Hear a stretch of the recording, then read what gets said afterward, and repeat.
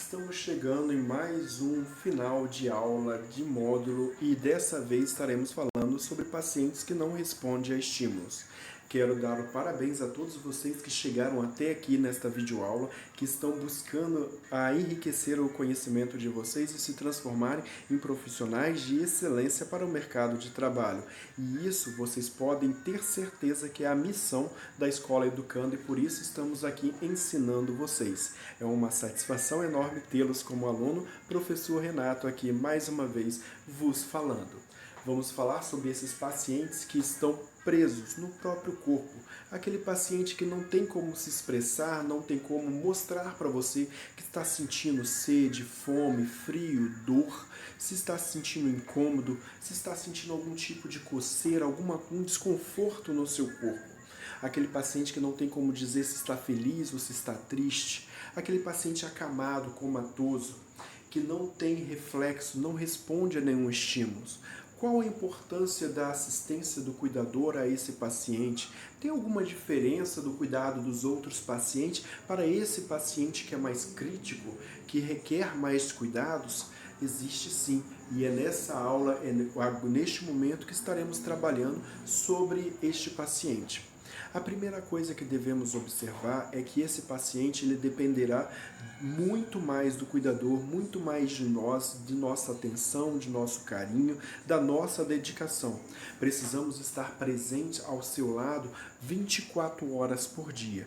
Isso não quer dizer que você vai fazer plantão de 24 horas, mas que a equipe que você representa num determinado momento do dia precisa estar ali ao lado desse paciente, olhando para ele, fazendo tudo por ele 24 horas por dia. É esse paciente que exige maior dedicação, maior concentração. É esse paciente que você tem que conhecer cada detalhe do corpo dele. Você tem que conhecer cada expressão, cada mínimo gesto que o paciente consiga fazer.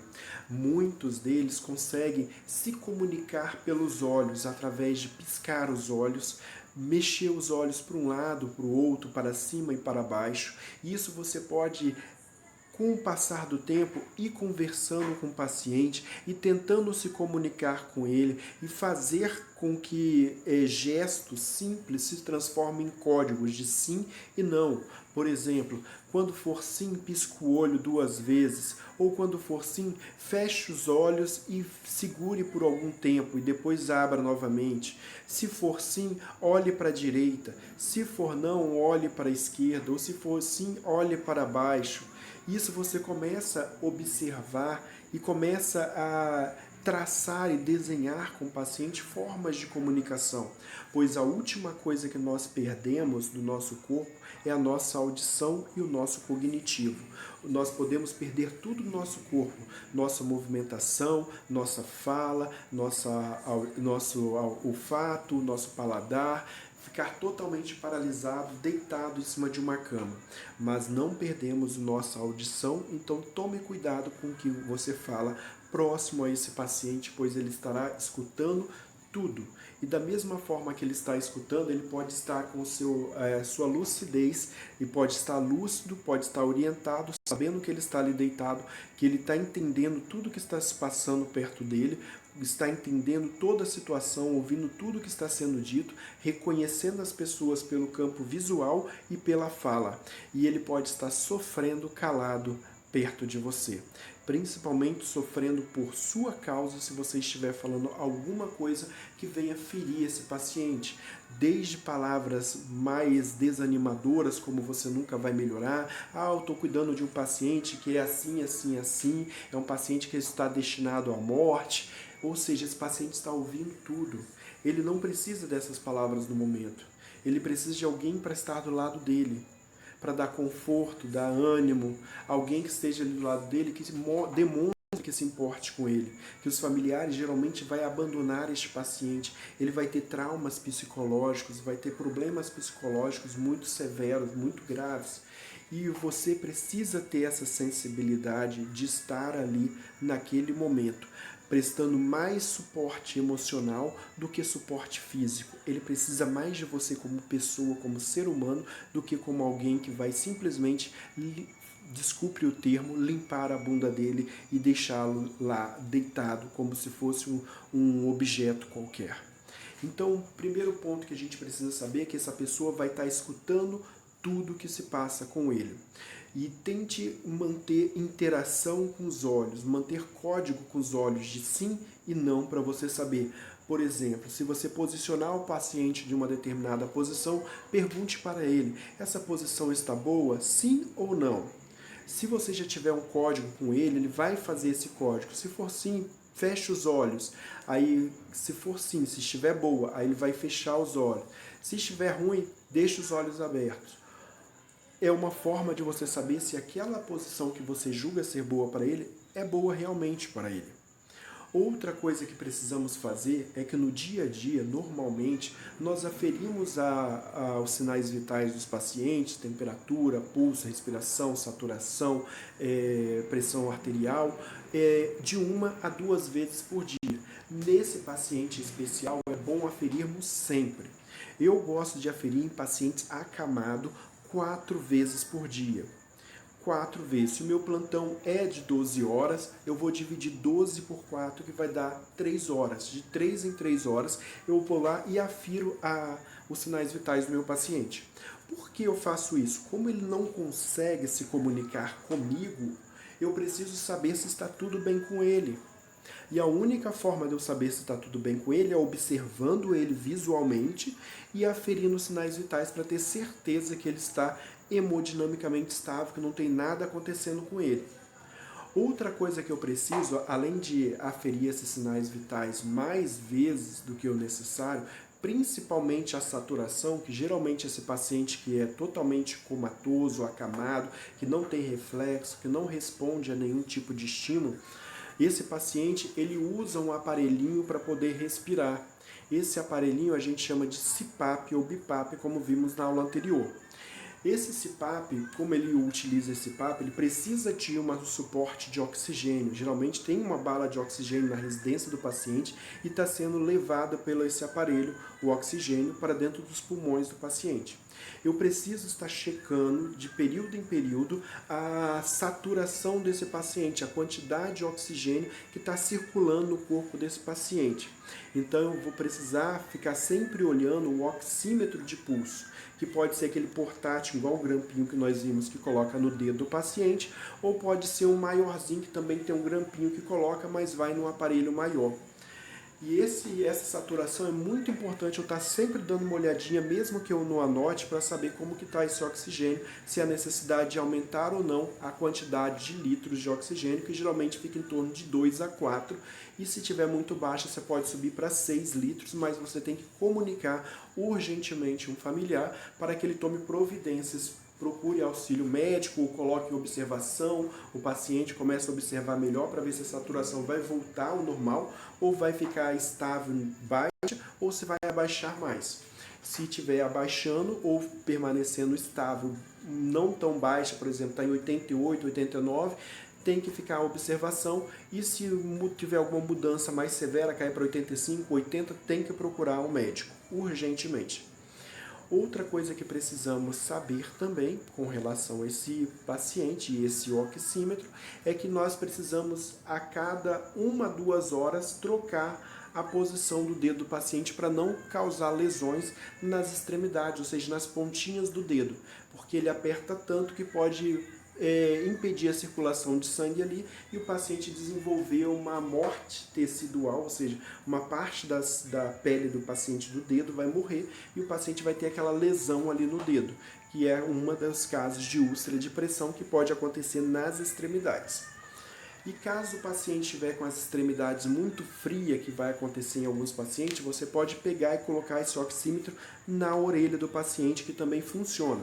Só lembrar que você não pode deitar o paciente no lado que o aparelho está, pois pode lesionar, causar uma úlcera de pressão também, tanto na orelha do paciente, quanto na pele em volta, onde está deitado em cima daquela parte dura do aparelho, ok? Outro ponto que a gente precisa ficar atento com relação à higiene íntima do paciente. Não só a higiene íntima, mas o restante das higienes. Ah, professor, eu dei banho, coloquei meu paciente lá. Tem alguns pacientes nessa situação que eles vão desenvolver um inchaço, vão inchar o corpo inteiro e começa a drenar líquidos, água, pelo corpo inteiro e vai molhando a cama.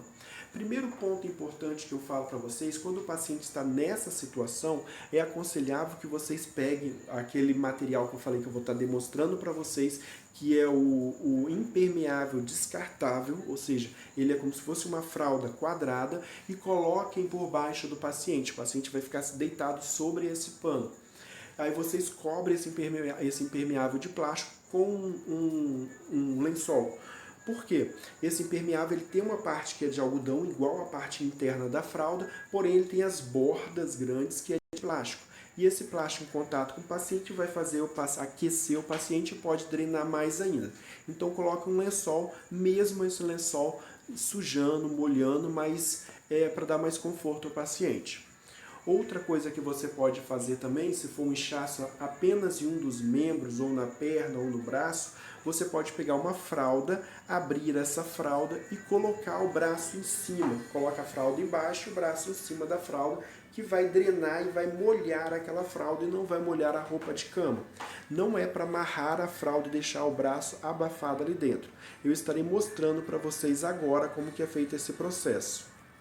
Temos aqui uma fralda descartável. O que eu vou fazer com essa fralda? Essa fralda, eu posso pegar essa fralda e abrir essa fralda tirando as laterais dela. Tiro uma lateral, tiro a outra lateral da fralda de ambos os lados. Vou tirar a lateral da fralda. Todo mundo está vendo o professor tirando a lateral da fralda. Tirei a lateral da fralda, ela agora não tem aquelas abas. O que eu vou fazer? Coloco a fralda aberta sobre a cama e coloco o braço do paciente em cima. O braço do paciente vai estar em cima da fralda. Quando o braço drenar, o líquido vai escorrer para dentro da fralda. Eu vou mostrar melhor isso em uma aula prática, colocando em outra pessoa. Isso vai evitar que você suje a cama. Agora, manter o paciente sempre limpo e seco. Como eu falei, o paciente que está totalmente acamado, ou ele tende a ter edemas, inchaço, ou ele tende a transpirar muito. Se você colocar muitos tecidos em cima dele, lençol, cobertor, você tem que maneirar, saber se o paciente está com frio ou com calor. E como você sabe isso? Através da temperatura corporal dele. Toque o seu paciente, veja se ele está quente, se a pele dele está meio melenta porque está suando.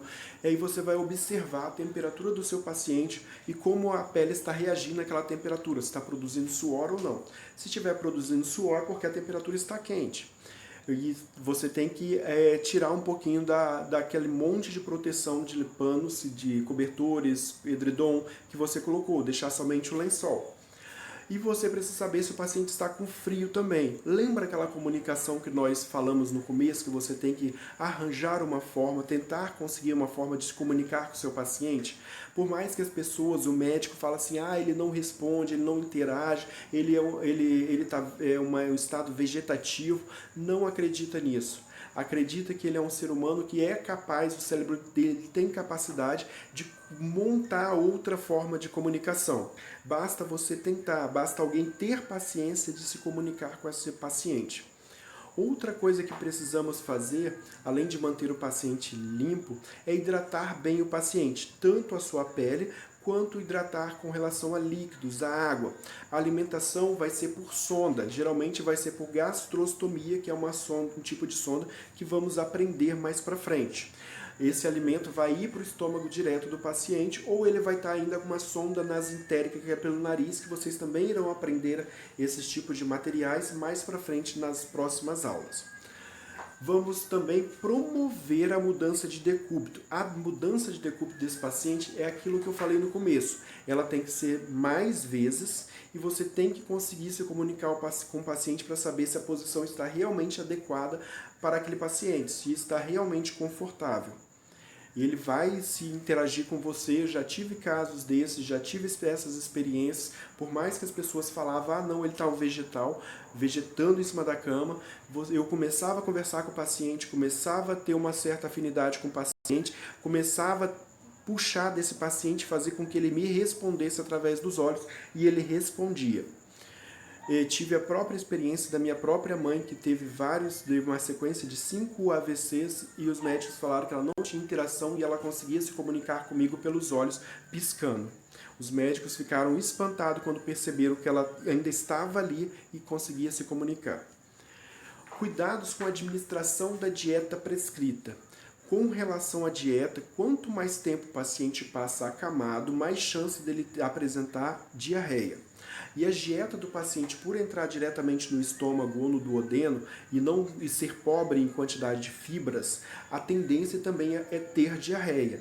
Então nós temos que controlar a quantidade correta e o tempo correto de administração. Não podemos administrar essa dieta, infundir ela para ser em 2 horas correndo a dieta, em 10 minutos a dieta já correu para dentro do estômago do paciente, encheu demais o estômago do paciente e ele não vai conseguir ficar com aquela dieta ali dentro, ele vai eliminar aquela dieta em forma de diarreia e você vai ter mais trabalho ainda.